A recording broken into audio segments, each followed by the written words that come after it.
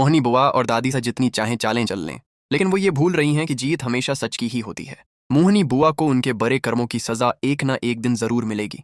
दादी सा और मोहनी बुआ रिम झम को महल से निकालने के लिए कितने ही मकर और फरेब क्यों न कर लें, समीर अब रिम झम को इस महल से कभी दूर नहीं जाने देगा, क्योंकि समीर के दिल में अब रिम झम के लिए पुनः मोहब्बत और इज्जत जाग चुकी है। लेकिन कहानी में सबसे बड़ा ट्विस्ट तब आता है जब रिमझम सबके सामने अपना आखिरी फैसला सुनाती है। रिमझम कहती है कि वो मासूम मासी को अपनी वजह से महल से बेदखल नहीं होने दे सकती, क्योंकि मासी की ज़हनी और जिस्मानी हालत पहले ही ठीक नहीं है।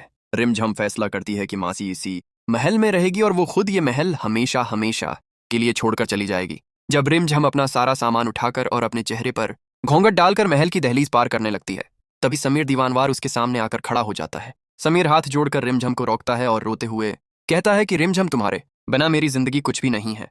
अगर तुम इस महल से जाओगी तो सब लोग ये बात कान खोलकर सुन लें कि मैं भी इस घर को हमेशा हमेशा के लिए छोड़कर चला जाऊंगा। समीर का ये रोमांटिक और जज्बाती रूप देखकर दादी सा और मोहनी बुआ के पांव तले से जमीन निकल जाती है।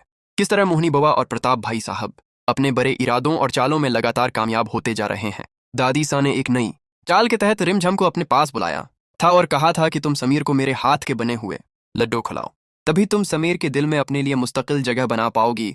रिमझम दादी सा की बातों में आकर समीर के साथ ये प्यार का गेम खेल रही होती है और उसे लड्डू खिलाती है। इसी दौरान वहां प्रताप भाई साहब आ जाते हैं और वो जान बूझकर समीर को भड़काते हुए कहते हैं कि देख लिया समीर भैया, आप तो दादी सा के हाथ की बनी कोई चीज नहीं खाते थे, लेकिन आज इस रिमझम ने आपको दादी के लड्डू खिला ही दिए। ये सुनते ही समीर का पारा चढ़ जाता है। वो गुस्से से रिमझम की तरफ देखता है और नीचे आकर दादी सा से साफ लफ्जों में कहता है कि दादी माँ, मैंने आपसे कितनी मर्तबा कहा है कि मुझे आपसे कोई ताल्लुक नहीं रखना, फिर भी आप अपनी सिस्ती चालों से बाज नहीं आते। आप क्यों मेरी पत्नी को हर वक्त उलझनों और मुसीबतों में डाल देती हैं। समीर के मन से ये कड़वी बातें सुनकर दादी सा और मोहनी बुआ को बहुत ज्यादा गुस्सा आता है। दादी सा बाद में रिमझम को अकेले में बुलाकर बड़ी तरह डांटती हैं और कहती हैं कि मैंने तुम्हें साफ कहा था कि समीर को ये शक नहीं होना चाहिए कि ये लड्डू मैंने बनाए हैं, फिर तुमने ये सच क्यों नहीं छिपाया। लेकिन रिमझम ये बात अच्छी तरह जानती है कि ये सारा खेल दादी सा का नहीं बल्कि प्रताप भाई साहिब का रचाया हुआ था, जिन्होंने जानबूझकर समीर के सामने ये सारा सच अगलवा कर रिमझम को गुनहगार बनाया।